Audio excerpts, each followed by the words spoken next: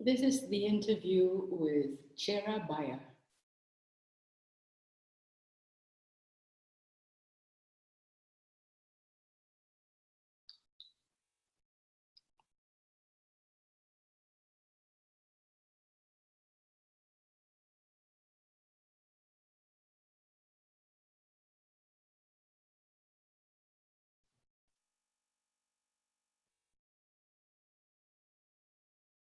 Hello. Hello, good evening, good night. I don't know. Hello. Can you hear me? Yes, I can hear you. Let me keep my glasses on for a moment. I will take them off. I got good that I'm here because I got an information that the meeting was cancelled, but I got it too. It was very strange. I got something that said it was canceled and then another invitation back yes, to back. the same here. So I thought to myself, just in case it's not cancelled, I come here, I show up. So good that you're here. So we're both here, and we can do it. Yes. It's the night for you, I guess. Yes, it's nice. And I just got up, so because I now hurried when anyway, when I got the information it will still take place, I very quickly got ready. I'm glad we figured. How do you pronounce your name? Cera or Cera? Cera. Cera. Cera Bayer? Yes. Okay. And I'm Gunhild. Nice to meet you. How did you guys find me? Well, to be honest, it's not me. It is my assistant Maya who organizes the entire summit. So she was looking for people. Well, since I'm working in the creative field and as a coach and also as a therapist, she was looking for people who would support and help others to unlock their creative potential.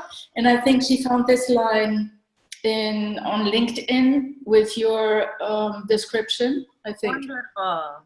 Yeah. So it was Maya who found you, and well, now we're here. I'm so glad. Now let me make it a little louder so that I can hear you. Now I took your suggestions on board, so I integrated them. I made a little bit a mix of what I had in mind and what you wanted to also be asked. So in any way, it is a conversation, and if you feel at a certain moment you want to talk about birds or whatever, just go ahead. I'm easygoing. There's nothing fixed. We have 45 minutes, more or less, or as much time as we need. And we talk about the things that you want to talk about. So, good. Anything you want to know or to ask before I officially start to welcome everybody? No, I don't think so. Let's do it. Yeah, okay. So first I'm going to say hello to everybody, then I'm going to say hello to you. And then I will introduce you, and then we start from there. Okay. So, hello, everybody, and welcome back to the summit, Harness Your Creative Power. Great to have you here today again. And my special guest today is Cera from LA, by the way. So, hello, Cera, and welcome. Hello, thank you for having me. Let me introduce you briefly, and if I miss something, please fill it in so that you know who Cera is. So Cera is an artist, a choreographer, a dancer, a teacher, a writer, and a coach. Cera is helping people to unlock their creative potential. Great. Cera, did I miss something important? Would you like to add something here? That sounds about right. That's a lot of things. Yes, indeed, it is. Now, how did you arrive there? Why are you doing what you are doing? What's the reason behind it? Why are you inspired? doing that? Well, I always danced. I grew up taking dance classes, and I always wrote, and I played music, and that was something in my family. Everyone is involved with writing or painting or music in some way. And for me, they all feel like the same thing, which is about communication and understanding and being able to reach people. And I think movement ended up kind of taking over for me for a couple of reasons. One is that it's the thing that I find the least natural for me. I have to work very hard at it. And so for my personality type, that makes me come back to it over and over. And then also because as a storyteller and someone whose primary interest is in connection and understanding, movement crosses all boundaries, all barriers. You don't need language to understand movement. So I think as someone whose primary interest is in communicating, movement kept emerging in my life as a way that I could do that with the most people possible. Yeah, so you grew up in a family where different arts were just a natural way of communicating. And you chose something where you say you felt you needed to stretch a little bit your boundaries, and it is communicating without linear language, indeed. Yes. And it is the body. Now, let me ask you, what does intuition play a role in your creative process? A huge role. And in my coaching practice, I call all of my programs are under the heading of Intuitive Edge. I really work with people on cultivating their intuition. For me, I feel like that's the cornerstone of a strong creative practice for any kind of artist, is that you're in constant communication with your inner voice, and learning to interpret your body's messages about what's the right choice and what's the wrong choice and what feels good and what doesn't feel good. As you're moving through your day, as you're moving through your creative work, as you're moving through relationships, our bodies are constantly giving us signals and information about where we should go and what we should do. And being tuned into those signals makes it a lot easier for you to make choices. So let me ask you first, how do you define intuition? Where does it come from? What is it? When I was getting prepared for us to talk, I always go to dictionary definitions at the beginning of things. I like to look up what the literal definition is first.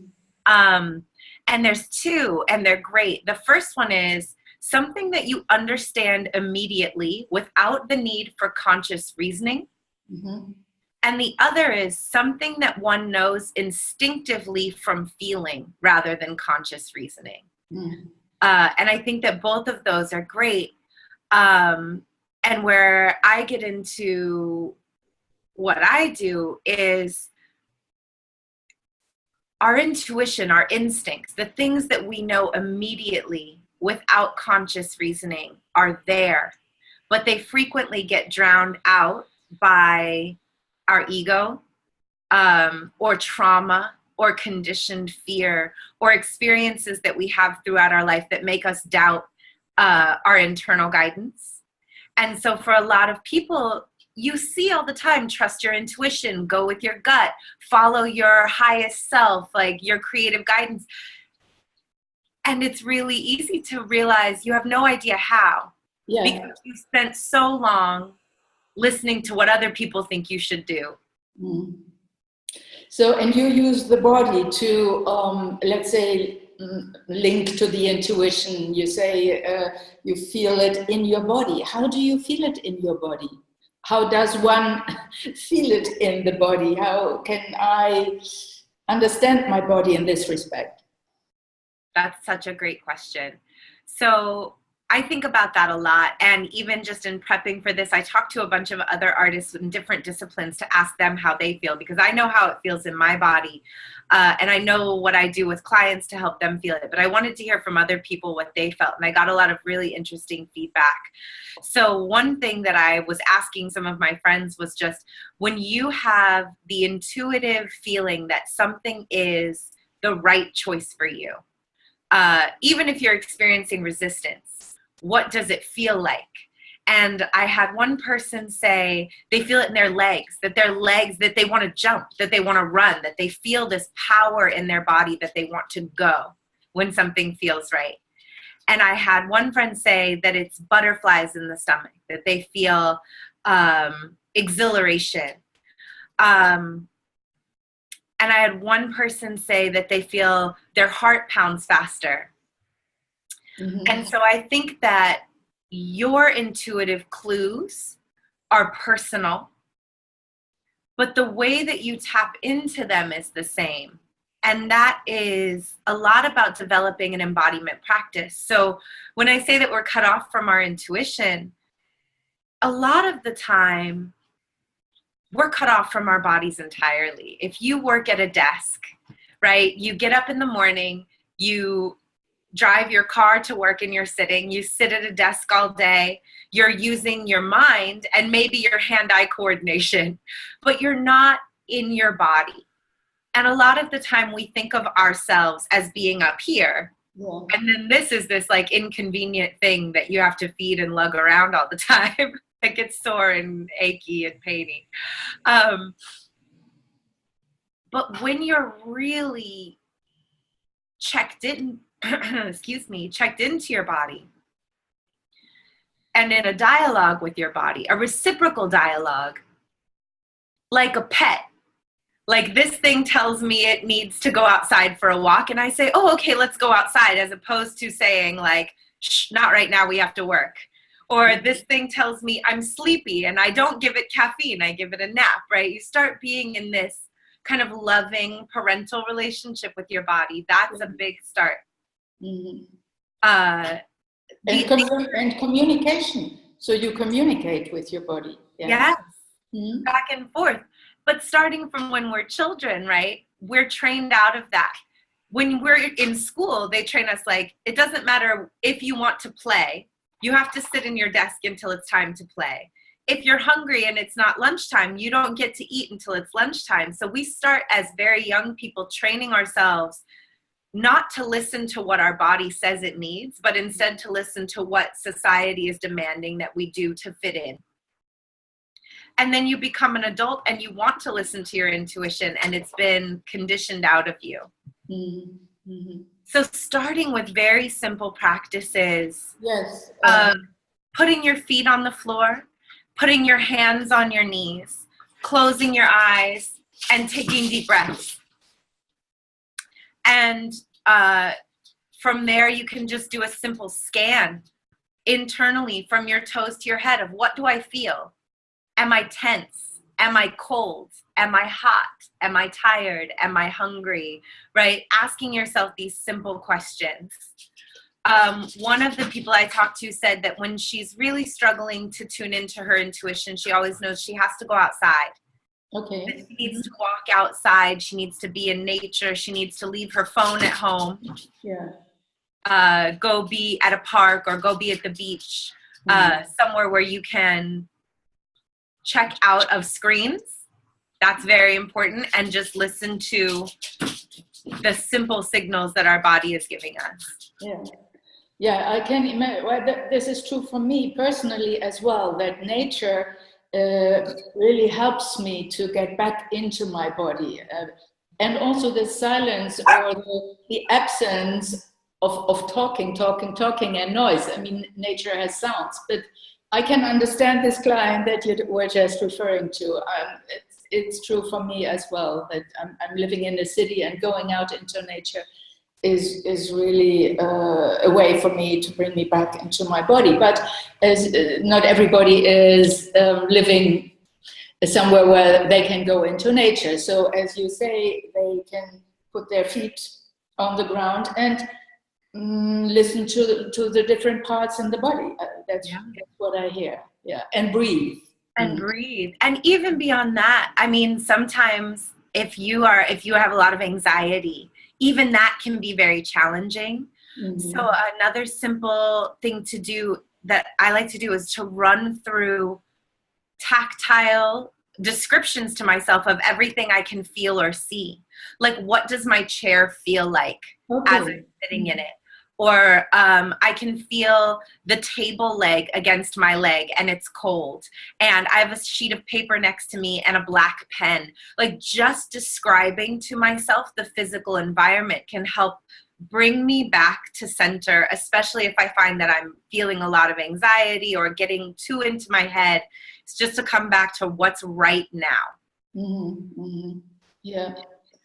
And as you say, it brings you back to your center, and it brings you into the entire you, not just this part. And because anxiety and fears and everything is residing in this part. It's not. It might translate into the body. But talking about anxieties, as you just mentioned the word, what do we do with fears and blocks and anxieties? In these days, a lot of people are suffering from that. I think just the way that our world is right now is anxiety producing, and especially to be a creative soul in this world, right? Like, if you're a creative person, you're already so sensitive. And we are more than ever before bombarded with stimuli. And everything is expensive and moves really fast. So having anxiety, I think, is a natural condition of being a human right now. I heard this wonderful thing yesterday. I was listening to the radio, and Max Brooks, the son of Mel Brooks, he was being interviewed. He just wrote a book. And they quoted from his book, and they said, "Fears can be conquered. Anxiety must be endured." Okay. And I was struck by that because it was written as kind of a joke. And they were talking about how it was funny. And I'm like, well, it's a little bit funny, but it's also true. We can conquer our fears, but only as much as we're willing to deal with and endure and work through the continuation of our anxieties, right? Our anxieties never quite go away, I think, or new ones crop up, or every time you take on a bigger challenge, you might feel anxious of, can I do this? Am I good enough? Am I smart enough? Are my skills good enough? Will people receive this well? Will I make money? All of those things will come up again and again. Yeah. But if you are willing to stay present with them, work through them, there's a type of yoga in that, right? Of just breathing through the discomfort. Yeah. And tuning into, is this a conditioned fear response? In a situation where underneath that, there's a signal that says, this is a good thing for me. I'm going to rise to this challenge, and when I meet it, it will have a good outcome. Versus the other fear feeling that we have that's very real, the fear feeling of, this is a bad idea and I shouldn't do this. And that's where things start to get very tricky, especially if you've had a trauma experience in your life where you can be very confused about what is a genuine intuitive signal of, this situation is bad for me and I should say no or get away, versus this is an anxiety producing situation for me, but it's actually really good for me. And those things can conflict sometimes in your body in a way that can be very confusing. Yeah. Yeah. So you distinguish between fears and anxieties. Yeah. And I would add that fears, and I will come back to good fears and bad fears, which I read from you, but we also need fears to navigate through life. If we were not afraid of cars, let's say, excuse me, we would be killed if we would go into the street. So there are fears that help us survive. whereas anxiety, as you say, have to do with our conditioning with certain situations, and also our mental state of being. And for me, the word courage comes in when it comes to fears as well. To overcome fears, we need courage. Yes. Would you agree with that? I would definitely agree with that. Mm. And I think that, oh, you said so much. I'm trying to prioritize. Yes, take your time.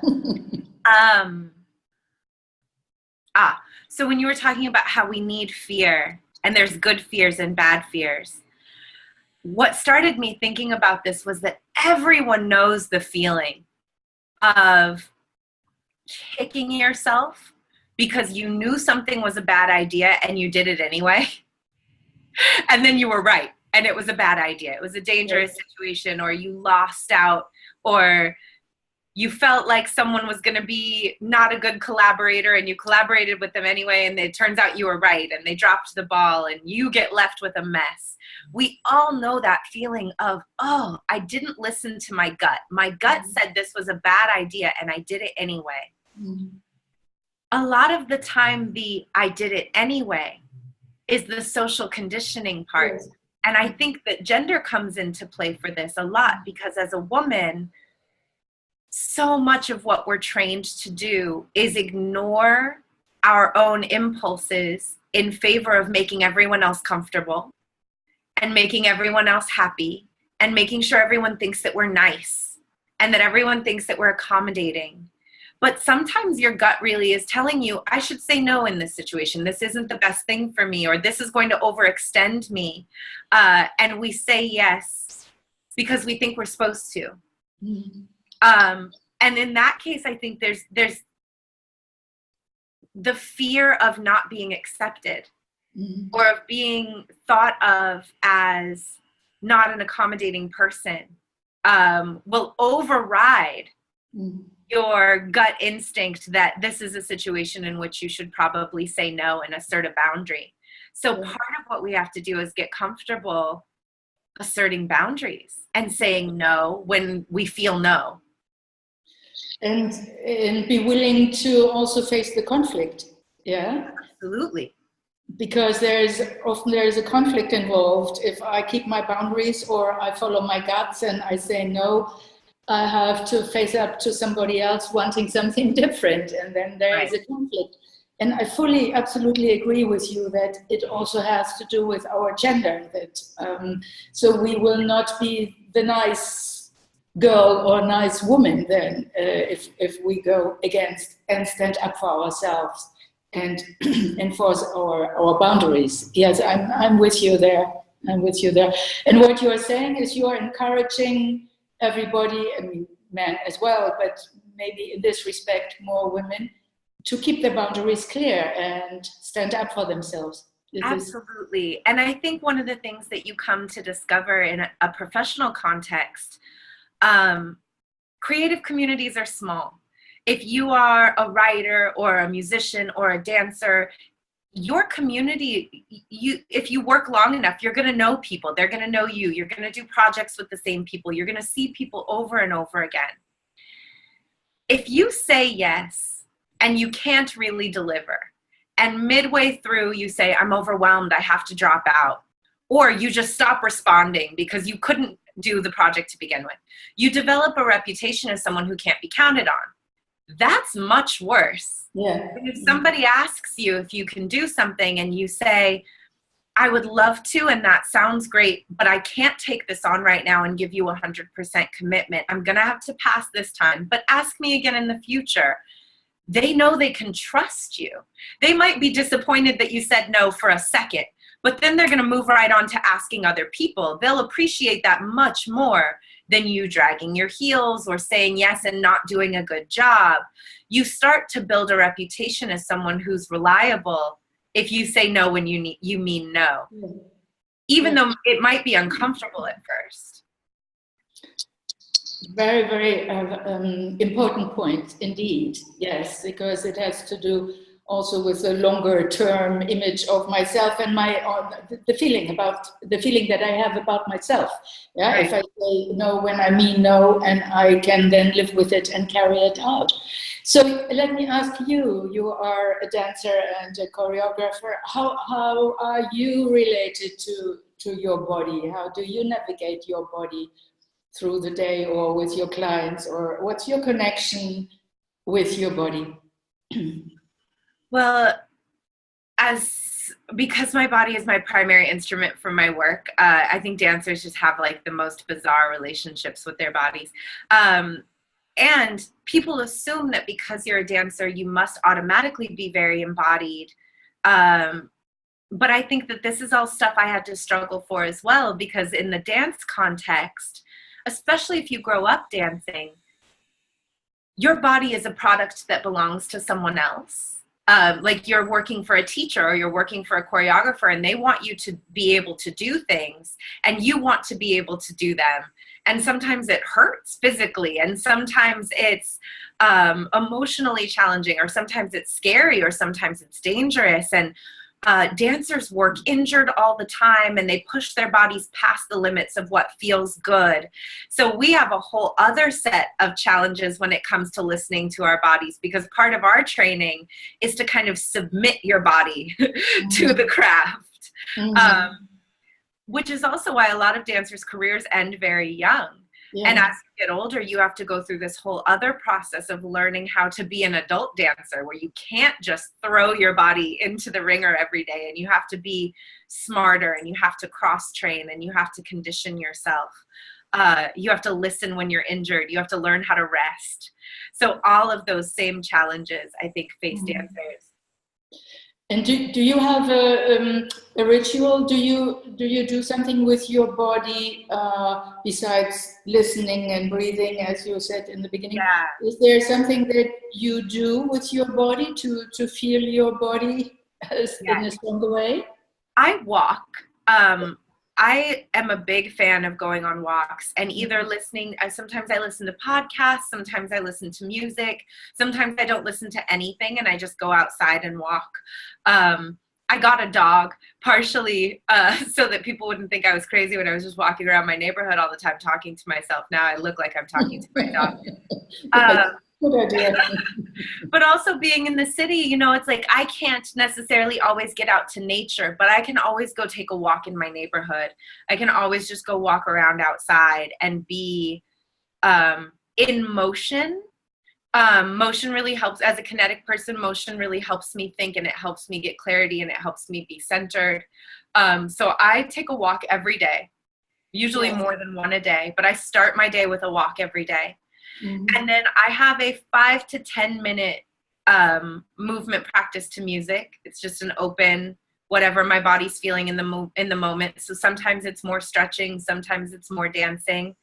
But I try to start my day with that every day. First a walk, and then a few minutes of just moving to music with my breath. I definitely am one of those people who I struggled a lot with the boundaries thing of wanting to say yes to everyone all the time. And I especially know when I was a younger artist, I would say yes to every opportunity because I was so afraid that opportunities wouldn't come again. I'm jumping back. I think that difference between ego and intuition is that your ego is always operating from a place of fear and scarcity. Yeah. Whereas your intuition usually operates from a place of joy and abundance and love. So this ego fear of like, oh no, what if this chance doesn't come again? I have to jump on it, isn't necessarily the best choice. So one of the things that I implemented for myself when I was younger and still sometimes return to is I call it the maybe practice. I didn't say yes or no to anything. I always said, can I get back to you? Either in a couple of hours or in the morning. I need to think about it. And then I would go for a walk, or I would call a trusted friend, someone who knows me really well, who knows what my goals are, who can mirror back to me. That sounds like anxiety. That sounds like resistance. This sounds like a really good opportunity for you. Or I think you're right on the mark. This doesn't sound like a good fit right now. But taking that space to go off by myself and take a walk or have a phone conversation or take a bath and think about it without anyone else's input, right? Because the in intuition is inside you. Your true answers are only ever going to come from inside you and not from what you think you should do or what other people want for you to do. So taking a little bit of time every day for me to just check in with me is very important. Yeah. And I think this is something that we can hand on to our listeners here as well, that this is so important to really have every day a little bit of time to ourselves.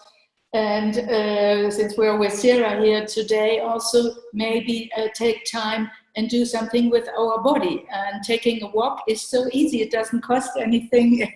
It's so easy to do. And what I hear from you as well is that if you have to take a decision, you use your body, not use your body, but you go into your body first, taking a walk, so coming down from the head into the body. And if needed, you ring a friend like a sounding board or something. Or, I mean, for me, it is also, I sleep at night because I'm very fresh in the morning. So during the night, it goes into my body. It's another way coming into the body. And in the morning, very often, I have the answer then, or the yes or no. But going out and taking a walk is we can do it all the time, even during breaks when we are working somewhere in the office. Absolutely. It's such a great tool. And also journaling. I love journaling. But people think a lot of the time when they're saying you have to get into your body, that means you have to move or you have to stretch or you have to walk. Sometimes just writing things down, and not on the computer, but with a pen on paper. That process of moving things from here to here to here to here and reading them back is another way to get them really to move through you and get unstuck. Like just to write things out. I was talking to one person who said that they need to make a pro and con list. And that they're like, by the time I'm making the list, I usually already know inside what I want to do, but I need to feel myself write it out and see it and read it back. I was talking to another friend who said she needs to talk with her husband. She's like, he's the person who knows me the best. And she's like, I usually need to bounce things off of him. But by the time I'm talking to him, I usually already know that it's a yes, that I'm going to do it. And I thought it was funny because for me, when I go talk to a dear friend, it's usually when it's a no. And I'm trying to figure out why it's a no. That I need that sounding board of like, am I crazy or is this really not a good idea? And then usually someone who knows me well will be like, no, I think you're on the right track. It sounds like you're too busy or that's not the right fit for you. It's okay for you to say no. So knowing that about yourself of like, by the time I'm writing it down, by the time I'm talking to a friend, by the time I'm going for a walk, on the inside, I already know my answer. I just get very clear in it so that I feel aligned. Inside, that I don't feel any conflict with what I'm going to say or what I'm going to do. You use the word body's wisdom. Is this the wisdom of the body that you are referring to right now when you say you know the answer? Is this the wisdom, the body wisdom? I think so. And it's funny, I do this a lot when I'm talking to people, and I just have this sense of feeling aligned when everything is yes, or even when everything is no, but everything feels, from my gut to my heart, to my throat, to my head, everything feels like it's vibrating on the same level. Everything feels straight ahead. Nothing is tangled or knotted or confused or uncertain. And I think one of the things that our society makes us forget is that we are animals.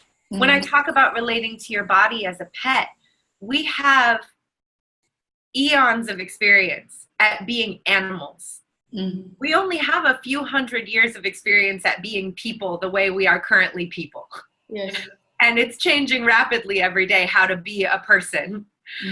In our society and living with technology and all of those things. What it means to be a person in society changes all the time. What it means to be a mammal stays pretty consistent.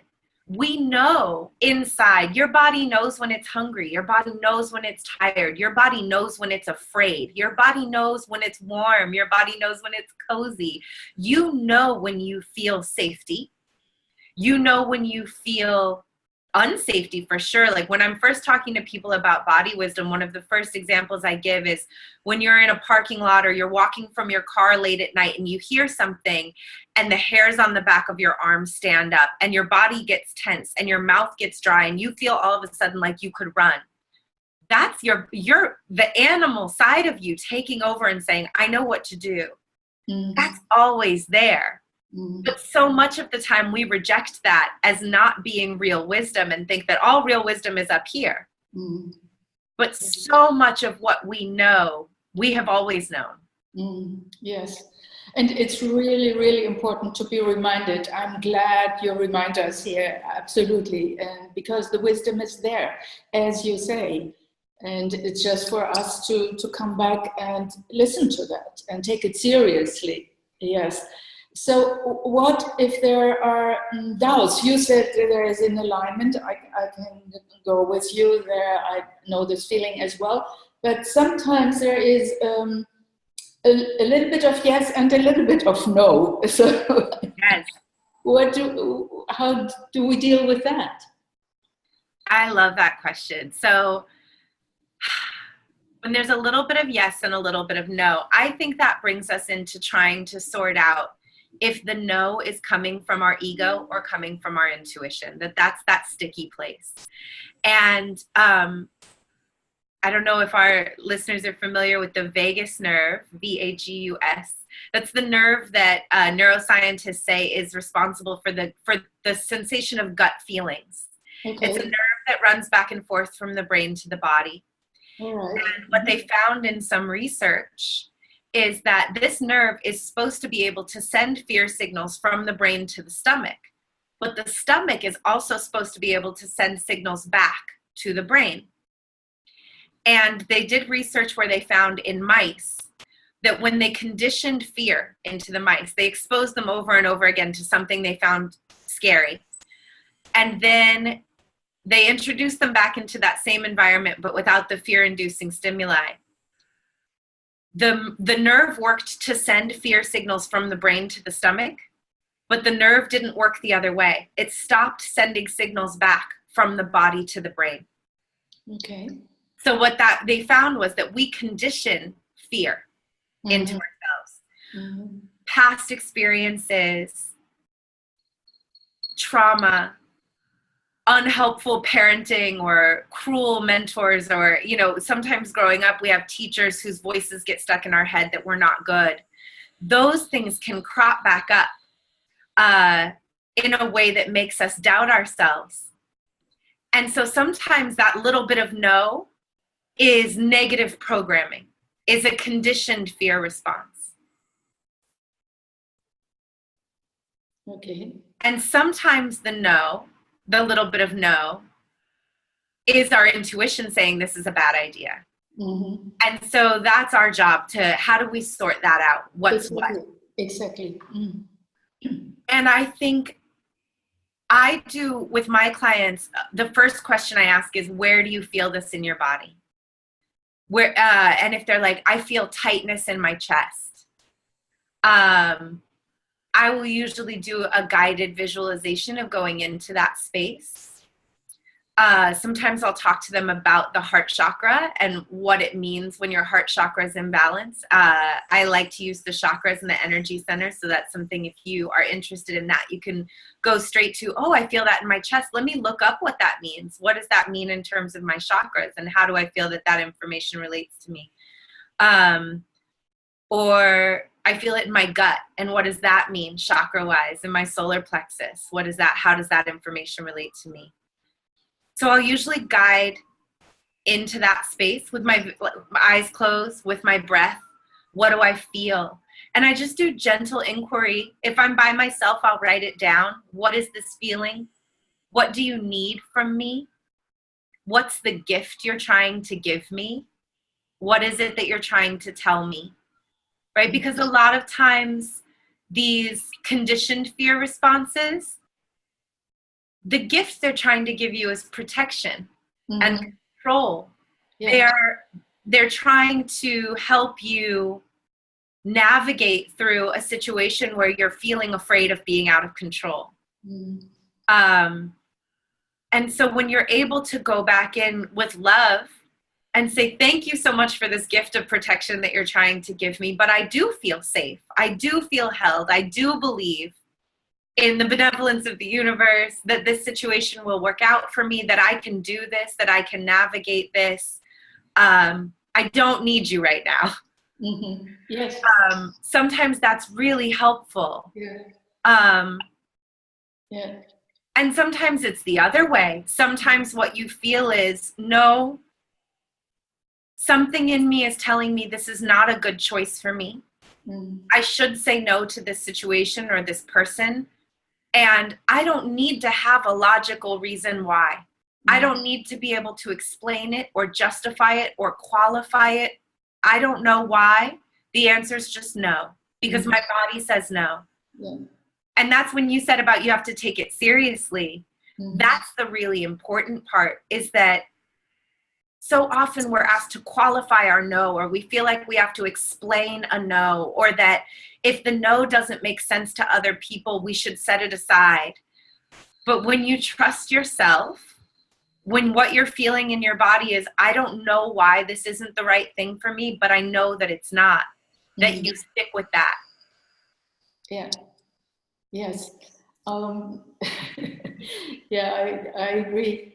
What I sometimes do when I don't know whether the no comes from my rational mind, which you call the ego, or whether it's really an intuitive no, I sometimes take the image of a scale, yeah, and I put the options on the scale and just feel into the scale, yeah, is it a yes or is it a no? And it's a feeling. Then I do not think it, but trusting oneself, trusting the body, the information coming from the body is vital, is so important.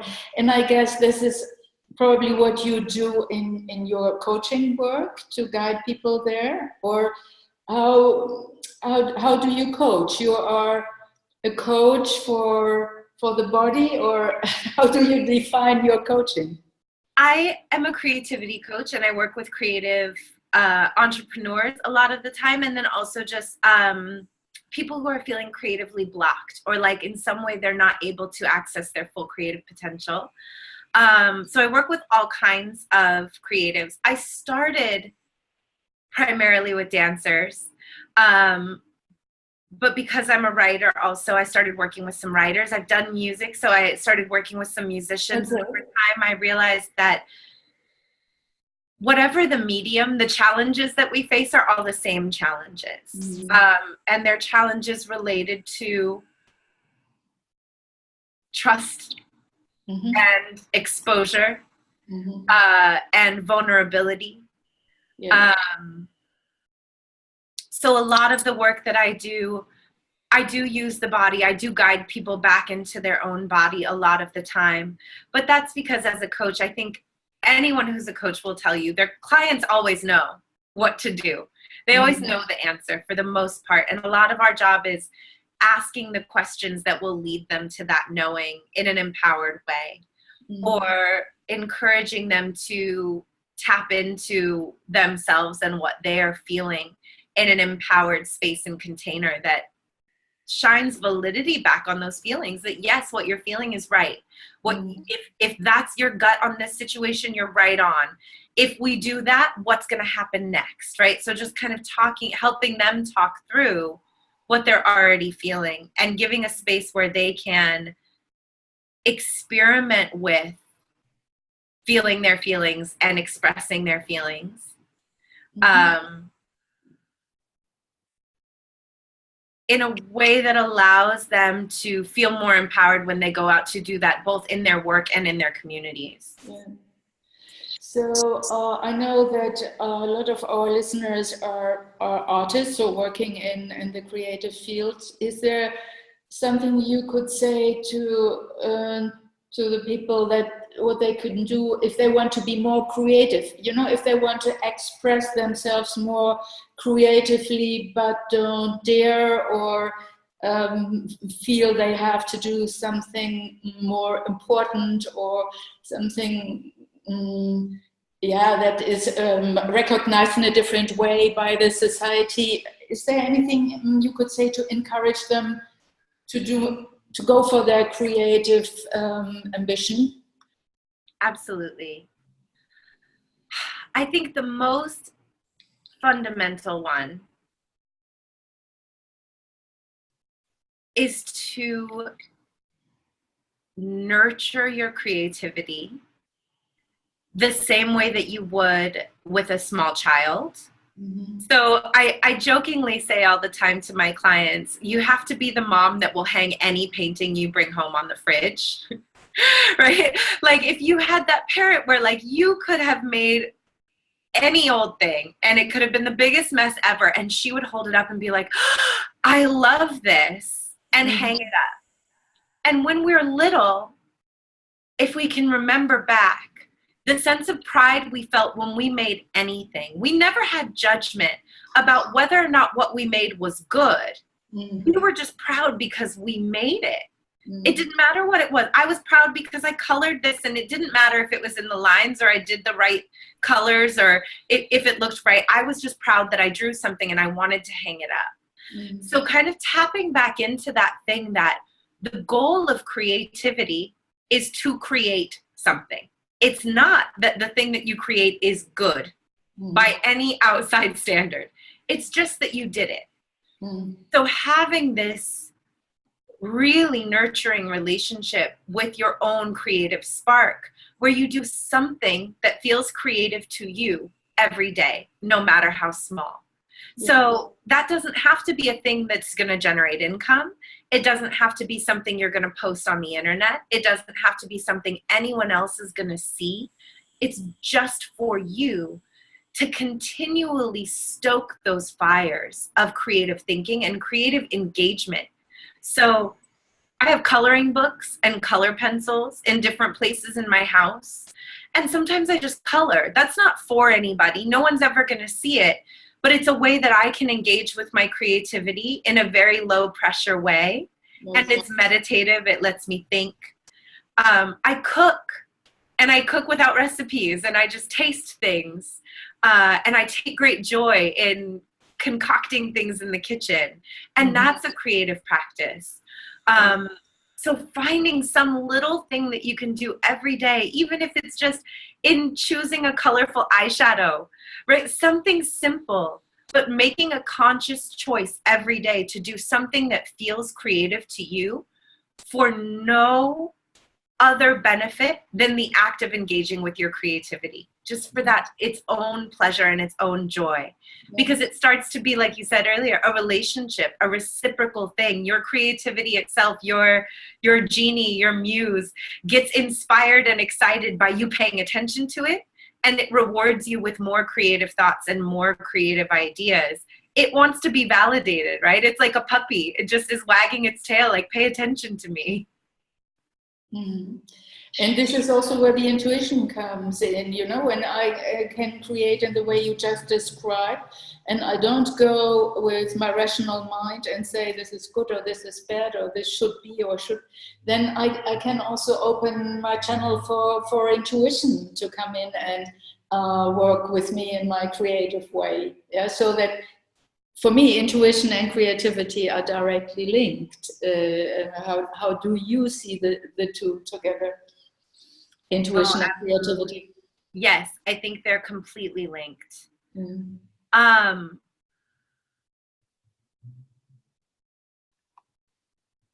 Oh, it's such a good question. I'm trying to prioritize my thoughts here.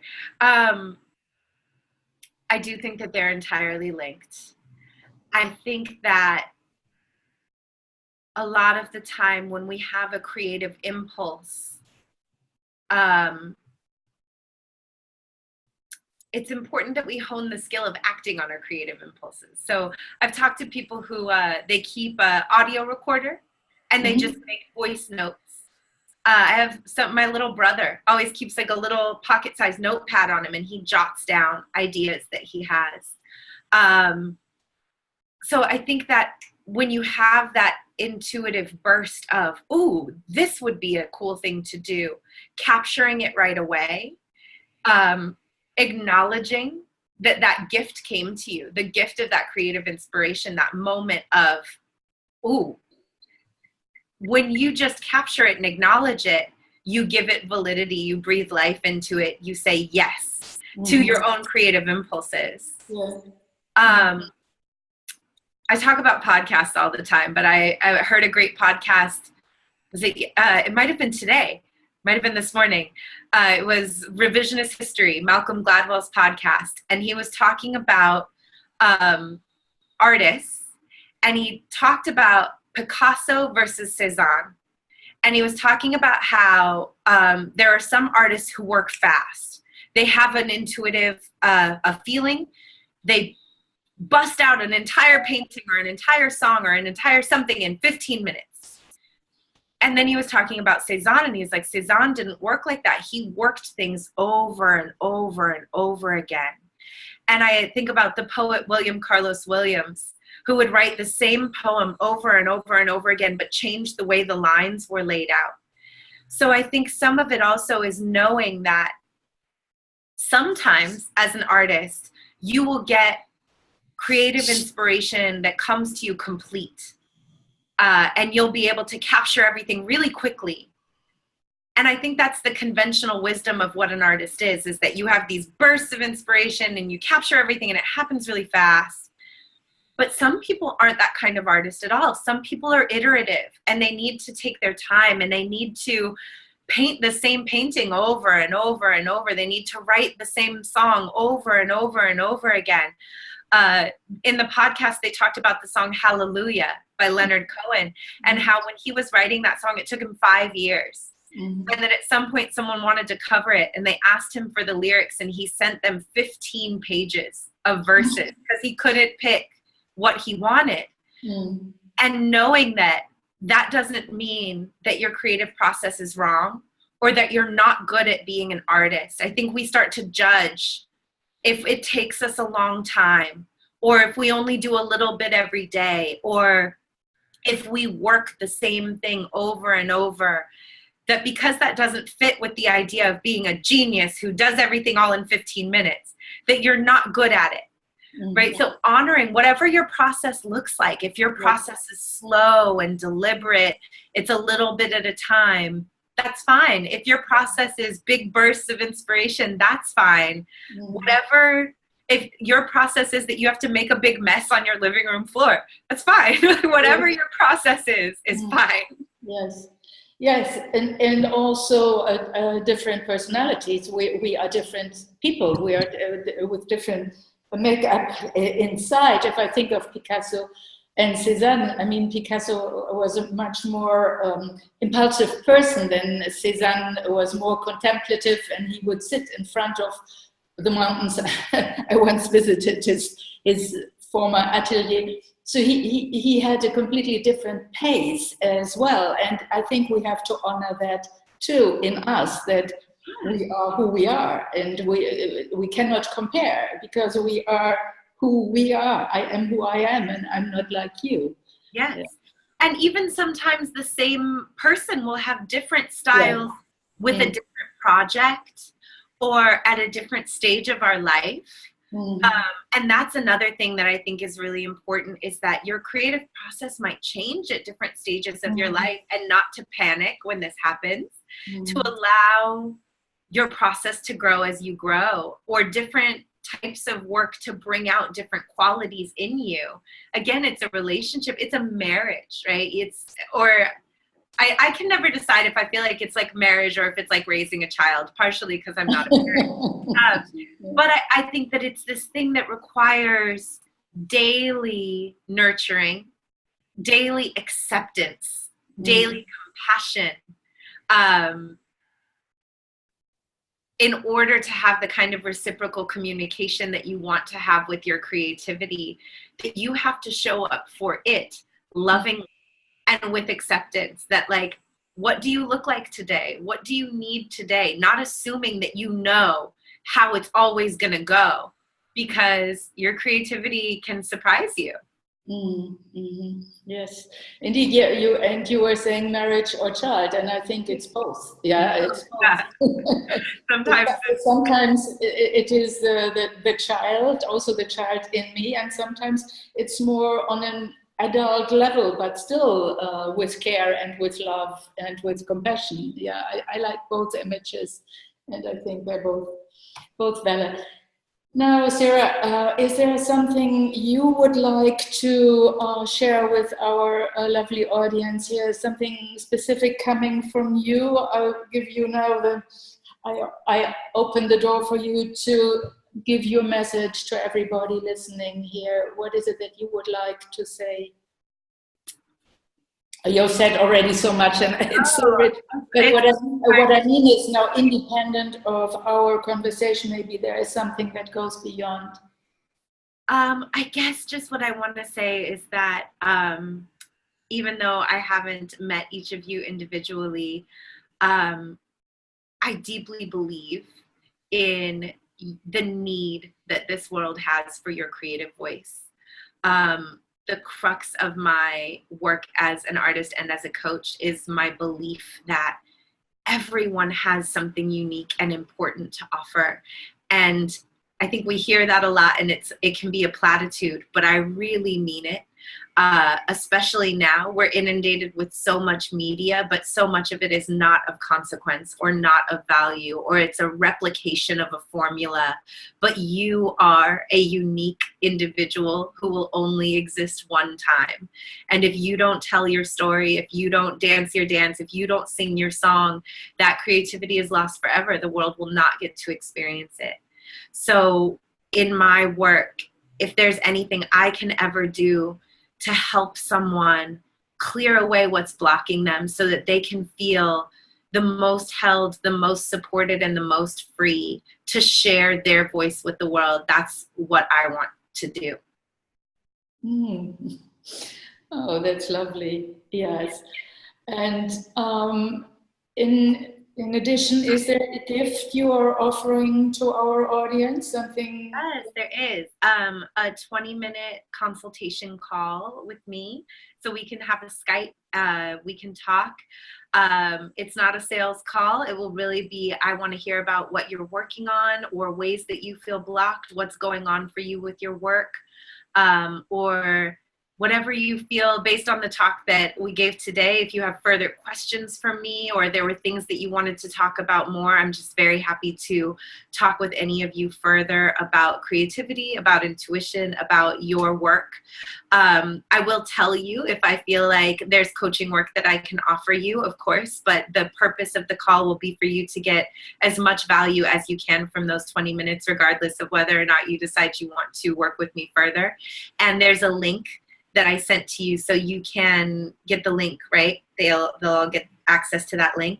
Yes, the link will be on the page. So if you want to take me up on that, you can click that link. You can, there'll be a button that says book now, and you can schedule a call with me, and we can talk about whatever you like. I think you will be very busy soon. I hope so. I love that. Yeah, I'm sure it is. So before we end, is there anything left that you would add, or else I will close our lovely conversation here? Trust yourselves. Get into the habit of trusting yourselves. Get into the habit of honoring yourself as much as you can in every way, every day. It's the most important relationship you have, especially as an artist. You have to be so comfortable and in tune with your own voice to be an artist. So I think that is the number one thing that we can all do, is just to hone that every day with love. And just thank you so much for having me. I hope that this was helpful. I hope you guys enjoyed it. Yeah. And thank you for being here. It was lovely. And I hope to see you at another moment in another context. Yes.